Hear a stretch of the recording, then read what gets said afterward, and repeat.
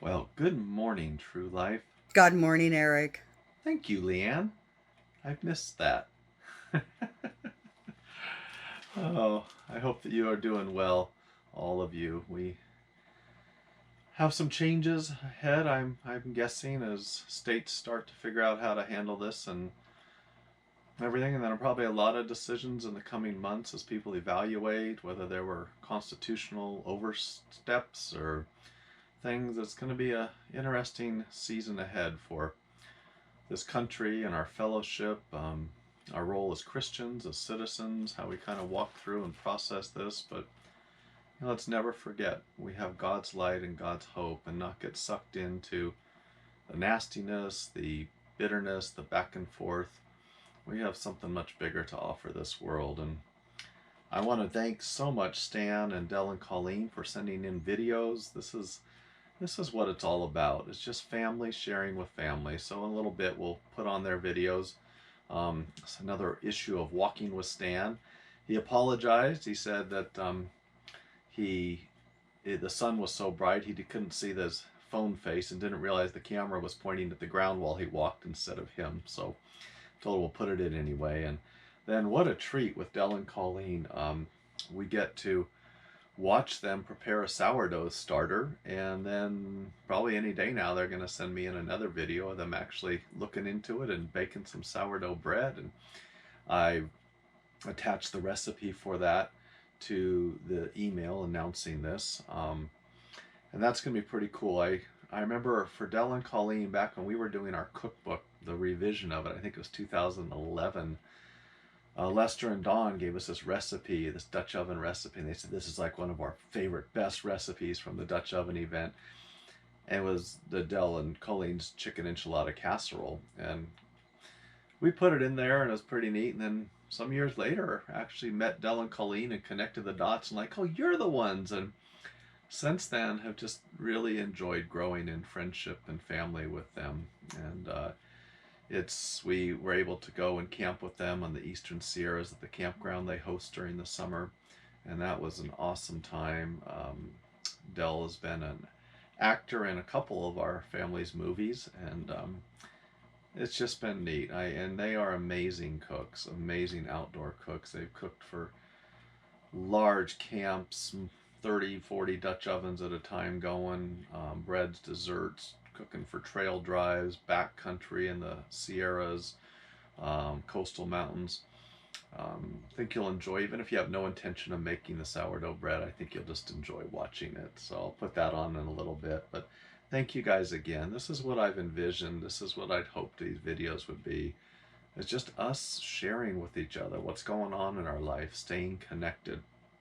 Um, I do want to, thinking about staying connected, have a bunch of updates. I've really fallen behind on a lot of the ministries that we support are still out there struggling, trying to make ends meet and work, and still doing God's work. And just different notes. We did, not a ministry we support, but got a note of encouragement from Mike and Paula, and thanking all of us for the efforts in the videos to keep people in touch and our focus on the one who loves us most. Hang in there, he is good. And then John 16:22-27. For the Father himself loves you because you have loved me and have believed that I came from God. So thank you guys, and we miss you. Tree of Life is out there plugging away, and of course um, had to put their Walk for Life, which is usually on Mother's Day weekend, on hold, or cancel it. But they do have an online fundraiser, and in lieu of that, and of course we're still, I hope you guys are still all doing your baby bottles, filling them. um, but I put the link to the online fundraiser that's in lieu of the Walk for Life in the email announcing this video. And then, if I don't know yet if they'll let me, but if YouTube will let me, I'll put it in the description below here as well. I don't know if they'll say that's monetizing or something, but if they'll let me, I'll put it there. Um, but they assure us they are still on the front lines and doing their best, and considered an essential service because they offer medical assistance as well as practical support to families in need. We've gotten updates from both Willa and Melanie Joy, and their newsletters continue to come. They continue to do their work, getting more students at their Bible classes. Melanie Joy was able to get a van through the help of a friend and the generosity of the family of God, and um, just really a lot. Willa wrote personal note. It's always good to greet you at True Life Christian Fellowship and thank you for your continued interest and support. What a blessing you are. In his love, Willa. Melanie writes, True Life Christian, thank you so much for all your prayers offered up! Exclamation point. Thank you for being a part of our life! Exclamation point. 2 exclamation points. I deeply appreciate your prayers. We can't wait to see you again. Love, Melanie. Joy. So we'll keep those, and you can read their newsletters.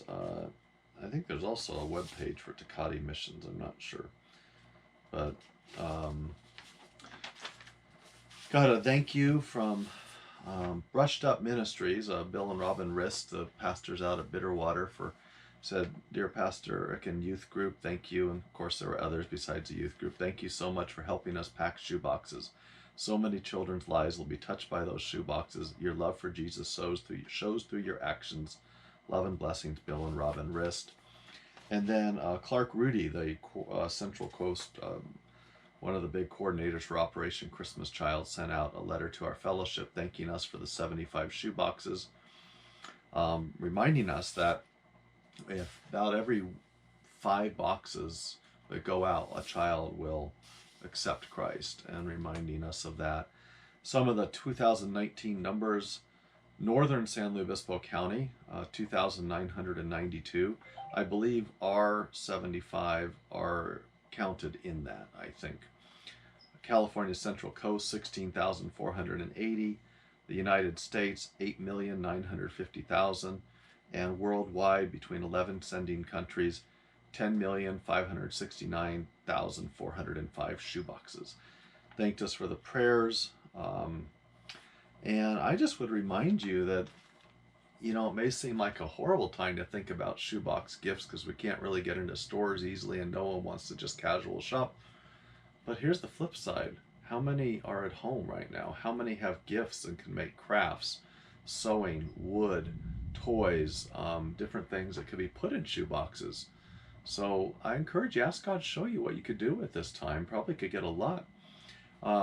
Tiger and Renee, the friends of Donald and Esmelda that we have supported each year in a Christmas gift in their ministry in Cambodia, asking for prayers. Right now, because of coronavirus, they withdrew their visa and they're not allowed re-entry of foreigners from the U.S. as well as 4 other countries for at least another month. So they are in the U.S. waiting. Said in Cambodia, the pandemic has created a fear of foreigners, not Chinese, but only Westerners, which is interesting. They have a new version of the gospel booklet that makes it easier to read that they're distributing. Their heart is one in the hand of every Cambodian. And just ask for continued prayers. Samaritan's Purse is continuing their work. I know they've been responding to the tornadoes in Tennessee and around there. I know they sent a hospital COVID response in Italy. I believe they tried to set one up in New York as well. They are tremendous, God-centered, financially accountable, unashamed of the gospel ministry. So, and that's of course who we work with through the shoeboxes. Operation Underground Railroad, who we supported with the Christmas gift this year, who works on rescuing human trafficking and child exploitation, sent a letter, just one paragraph I wanted to share. We're happy to report 2019 was our most successful year. We finished the year having completed 464 rescue operations where we helped liberate over 1,400 survivors and assist in the arrest of 855 predators and traffickers around the world. They thank us for generosity and support that makes it possible. Grateful for our law enforcement partners in the U.S. And they have now partnered in 25 states to help seek justice for these children and find their offenders. So that's pretty cool. And then mail I have not even opened yet, but Caleb is sending us updates. Wycliffe sending us updates. Voice of the Martyrs. And these are just some of the ministries that we support either monthly or at an annual Christmas gift. So please remember to pray for them. Remember to continue your support. As I said in the email, it's coming near the end of the month. This fellowship, these ministries, they all depend on our support. I know times are hard, but there's instructions in the email how to send your tithes and offerings in for this month. Please be consistent in that. It is important. Um, I wanted to share just a few thoughts very, very briefly about some things that I talked on last week, expanding on them. And the first is, we talked about how change is so quick and so fast. And um, I was reading an article. There's an example of sort of business as usual that just gets interrupted, which is kind of what happened in our lives. And it comes from Matthew 24, verses 37 to 39. And Jesus is talking about the flood. Said, as were the days of Noah, so will be the coming of the Son of Man. So he's talking about the next coming, which could be today. For though, as in those days before the flood, they were eating and drinking, marrying and giving in marriage until the day when Noah entered the ark, and they were unaware until the flood came and swept them all away. So will be the coming of the Son of Man. And he goes on to talk about that. It's just another example of how if our faith is in anything other than God, the unchanging one, our circumstances, our life, any of that, at a moment it can change. And absolutely everyone in this world's lives will be instantly and eternally changed when he returns. And there is no reason he could not return before I finish even this video. It could be today. Imagine if we lived every day with that thought. It could be today, possibly today. Second thought I had, it was I had shared in the youth group video from my tractor last week about preparations we were doing for a burn day on Saturday, and we got to do that. It was really awesome. We were down there by one of our ponds, which is dropping really fast, but it was neat to be next to it. It was green and just got the land so much cleaned up. And the next day, Marianne and I were up higher looking down on that, just checking it out and looking around the valley, and it's just so green and beautiful and still water, and we're saying, wow, what an amazing place to live. We're saying this is the kind of place that if we had driven through here, or someone had let us camp down there by where we did our burn by the little pond and everything, we'd have been like, oh, if I could just live here, I would just be in heaven forever. And it's amazing here. But then I also know if you just drive through or you just visit and leave, you don't see things like every year the deeper encroachment of the star thistle and the other thistles and the tar weeds, and how rapidly the water table drops, or the fences that need reinforcing, or the down wood that needs collecting and burning, or the erosion dams that need maintenance.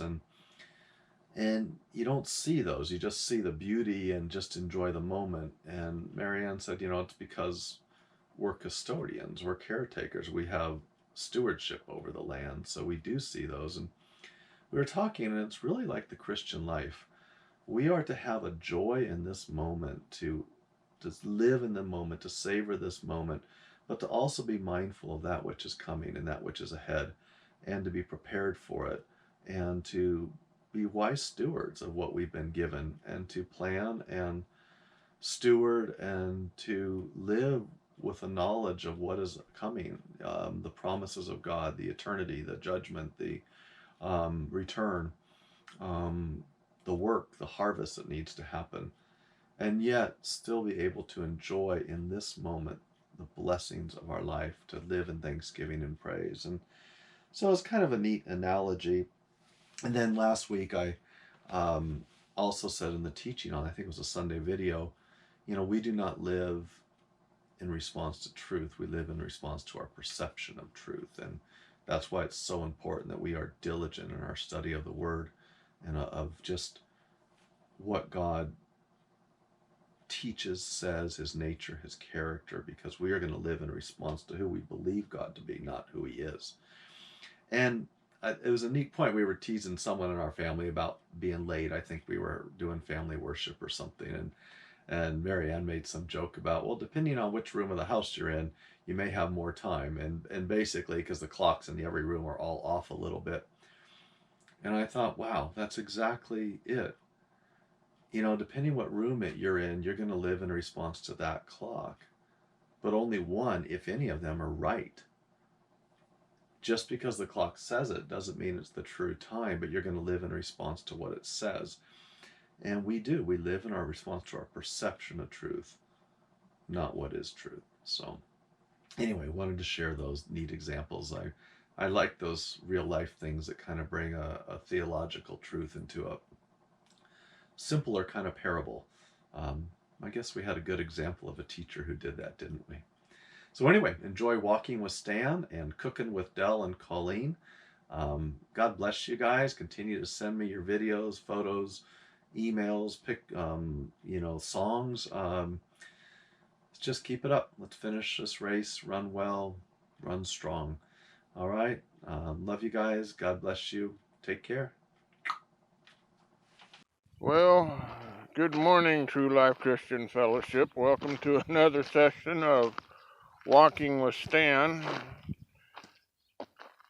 I haven't been out and about during the rain, so this is the first chance I've had to get out of the house. I was going to take you over and show you another little treasure, but since the chimney fire, I can't get to it anymore. So we'll have to save that for another day. Hope you all are doing well. I'm doing fine. Thank you, Kathy, for picking up those things for me. And I miss y'all. Can't wait till our next breakfast together. So anyway, hope you all are doing fine. And God bless you. Bye. Good morning. We're going to show you how we do our sourdough starter. And then later on we'll do how we do the bread itself. What we do with our sourdough starter, we use a non-metallic vessel.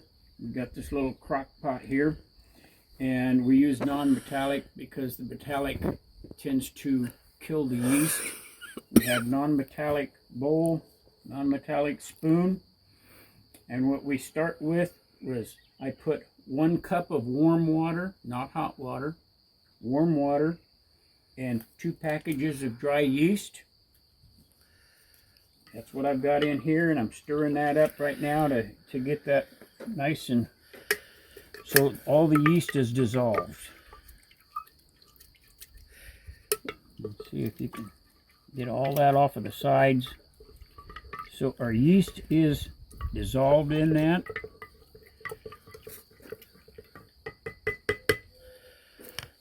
Then we add our salt, 1/4 teaspoon of salt.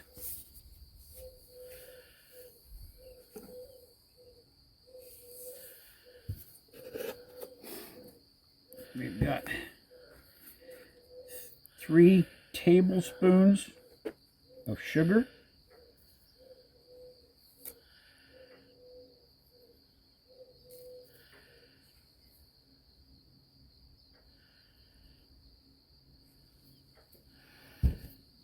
Get that stirred up a little bit. Doesn't take too much to dissolve that sugar. Then we do 1 cup of flour.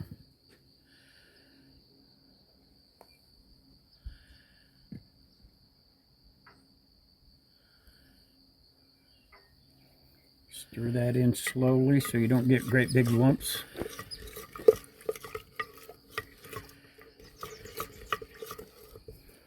Now, if you have lumps, while this thing proofs, because it's going to swell up a whole bunch and everything. It'll bubble up and break a lot of it down.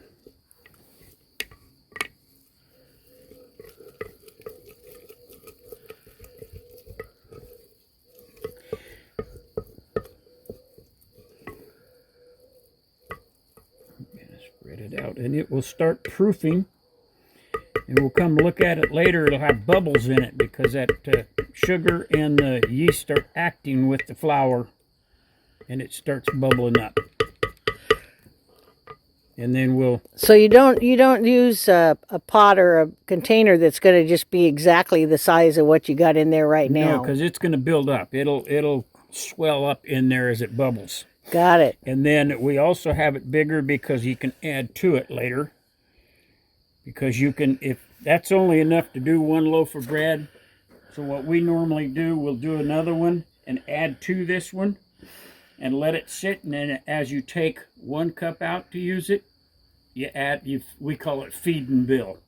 Got it. And we add to it again, so you always have enough, and whatever you take out, you mix that much back in again. So when you go to feed it after you've used some of it, what do you put in it? You don't put any more yeast in, is that correct? No more yeast. You add water, flour, and sugar.